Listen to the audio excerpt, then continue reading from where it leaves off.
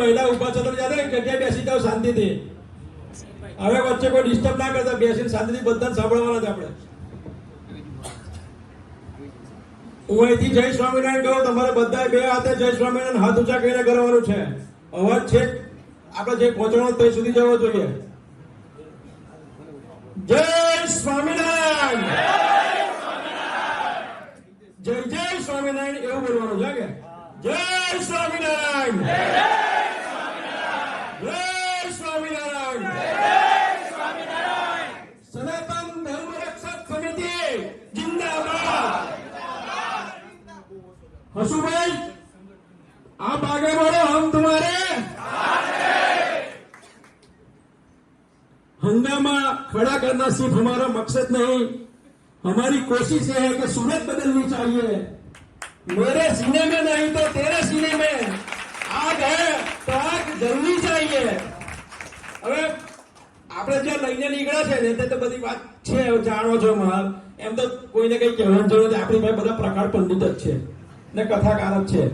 તંબુ તોડો તમે તો લાંબી ચોળી બધી બોલે. હું તમને જે કઈ કહીશ એ સંગઠન વિશે કહીશ. સંગઠન એટલે શું? આ જે ઘડિયાળ લટકાયું છે ને એને સંગઠન છે. ઘડિયાળની અંદર તમે જોવો ને તો એક લાંબો કાંટો હોય, એક પાતળો હોય, એક ટૂંકો હોય, એક ધીમો ચાલે, એક ફાસ્ટ ચાલે. પણ કોઈને બાર વગાડવાનો હોય તો બધાએ ભેગું થવું પડે. તારે 12 વાગે. આમાં કોઈ લાંબો હશે, કોઈ ટૂંકો હશે, કોઈ વિદ્વાન હશે, કોઈ માલદાર હશે, કોઈ ગરીબ હશે, કોઈ રોજનું 10 વાળા કરતો હશે, કોઈ નહીં કરતો હોય. પણ જયારે કોઈના આપણે ખાટલા ઊંચા કરવા હોય, બાર વગાડવા હોય તો આપણે બધાએ ભેગું થવું પડશે.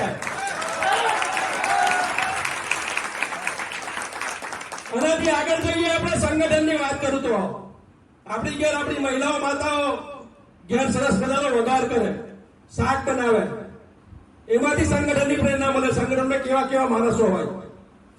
સૌથી પહેલું તેલ ઉગડે અંદર રાઈ નાખે. અંદર રાઈનો કોઈ સ્વાદ ના હોય, પણ જેવી તેલ મેં પડે ને તો ઉપરે બહુ કટાકાટ કટાકાટ કટાકાટ. એવા દરેક સંગઠનના માણસો હોય. મને ના પૂછો ભરૂચ સભા કઈ રીતે રાખી દીધી, કેમ આટલું આગળ રાખી? તમારે મને પૂછવું જોઈએ ને. હશે હસુભાઈ તમારી પાસે બેવા. પછી એનાથી આગળ આપણે ચાલીએ તો ખાંડ. ખાંડનો સ્વભાવ ઠંડો ગયરો, એટલે એવાય માણસો હોય. પણ તમારે એને ડીલ કરવી હોય, કોઈની જોડે વાતચીત કરવા મોકલો, તેને મોકલવા પડે તો કદાચ ઠંડક કરે છે બોટલમાં ઉતારી દે. પછી મીઠું આવે. એ મીઠું કેવું, એના ઉપર તમારી બધી રસોઈ ફીકી લાગે. લાગે કે ના લાગે? અને અમુક તેવા શોખીને તો ઉપરથી બી નાખે. મીઠું દેખાય ના પણ કામ એને જ કરેલું હોય. એવા બી સંગઠનના માણસો હોય.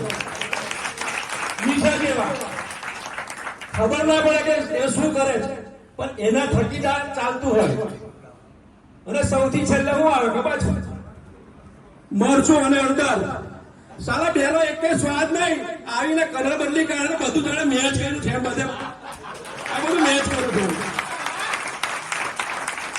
પણ આ જેટલાના નામ મેં બોલ્યો એ બધા ભેગા થાય તો જ રીંગણનો ઓળો ખાવાની મજા આવે. આવે કે ના આવે? એટલે અહીં બેઠેલાની વિશેષ જવાબદારી થઈ છે કે આવાને બધાને આપણે હાથે રાખવાના. આપણને ખબર છે કે આવો છે તોય.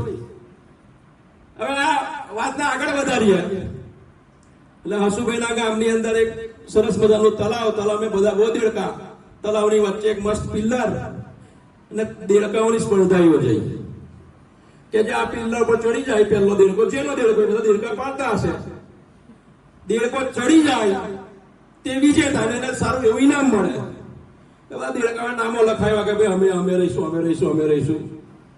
પછી ખબર પડી કે સારું આ તો લીલ છે. જો ઉપરથી પડ્યા તો રામ રમી જાય.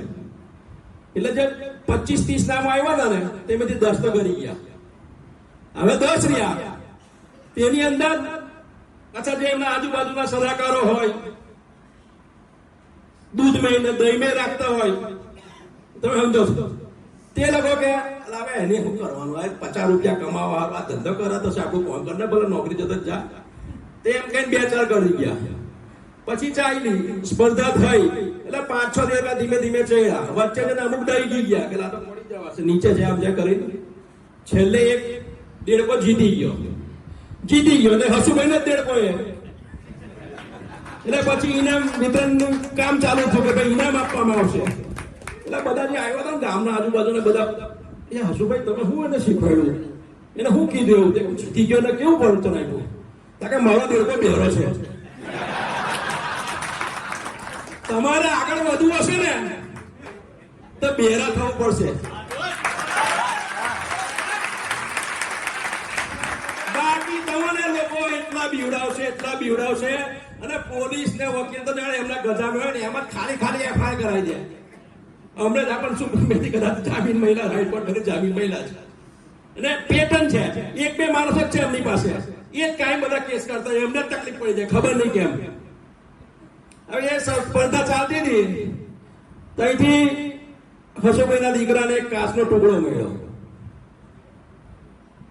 એટલે હસુભાઈ દીકરો છે આથી એને જ મળ્યો એટલે સ્વાભાવિક છે કે ભાઈ એ વસ્તુ મળી હોય તો ફાધરને પૂછે હસુભાઈને પૂછ્યું એટલે હસુભાઈ કહેવાય મારે પાઠ બનાવવો પડે કે એક કામ કર આ કાચનો ટુકડો લઈને પેલો ભંગારીઓ છે ને આપણા ઘરની બહાર સોસાયટીની બહાર એની પાસે જાય અને તને પૂછે ને કે શું લેવાનું તો તારે ખાલી 2 જ આંગળી ઊંચી કરવાની વેચવાનું નહીં હું ના બેટા તારું નિકુંજ થઈ પહોંચ્યો બતાયો પેલા એ જોયું કે આ તો સરસ ચલ કે છે એટલે નિકુંજે 2 આંગળી કરી એટલે પેલો ભંગારીઓ કે 20 રૂપિયા આપી દો આપો છો નિકુંજ ગયા પપ્પાને કીધું કે તો 20 રૂપિયા કે છે તાકે તું હવે આગળ પેઢી પર જા તઈ જઈને બી તારે કરવાનું બેઠ એ તઈ ગયો તો પેલો સમજી ગયો કે કાંઈ છે કઈ કિંમતી વસ્તુ કે તારે 20,000 રૂપિયા આપવા છે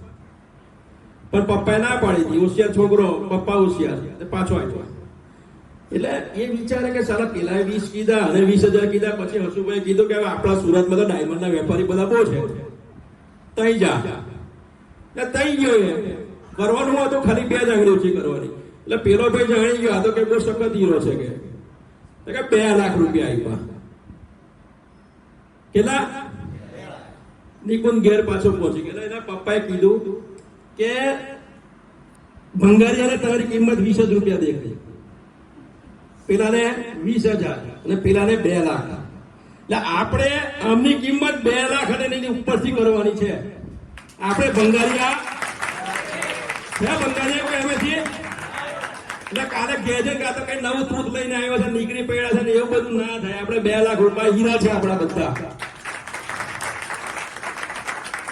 હવે નિકુંજે હીરો ઘેર લઈને મૂકી દીધો અને સુરત ની અંદર ઉંદેડા બહુ એક ઉંદેડો હીરો ગરી ગયો હસુભાઈ એટલે હસુભાઈ કે સાલા તો 2 લાખ તો પેલો કેતો તો છે તો 20 લાખ નો જતો ના કરાય તે ચેન્નઈ થી ઉંદેડા પકડવાની ટીમ બોલાવી કે ભાઈ 20,000 રૂપિયા તમને આપીશું અમે અમારો આટલા જે ઉંદેડા આપણા ઘરમાં ફરે છે એમાંથી તમારે હીરો કાઢી આપો એટલે જે ટીમ આવી ને તેના બધા ઉંદરાના સેપરેટ કરીને એક રૂમે ગઈ હતા અને પછી હસુભાઈ નિકુંજ ને બધી એમની જે ટીમ હશે તે ગઈ તે જે 20 ઉંદેડા હતા ને એમાંથી 19 ઉંદેડા પેલાની સામે થઈ ગયા પેલા ભાઈની સામે પકડવાળાની સામે જે ઉંદેડા પકડવાની ટીમ આવી હતી ચેન્નઈ થી તેની સામે પેલો એક ના આવેલો તો પેલો કે આની ભાઈ હીરો છે કે તને કઈ રીતે ખબર કે સમાજમાં સંપ્રદાયમાં જેની પાસે કંઈક આવી જાય એટલે છૂટો પડી જાય કે આપણે શું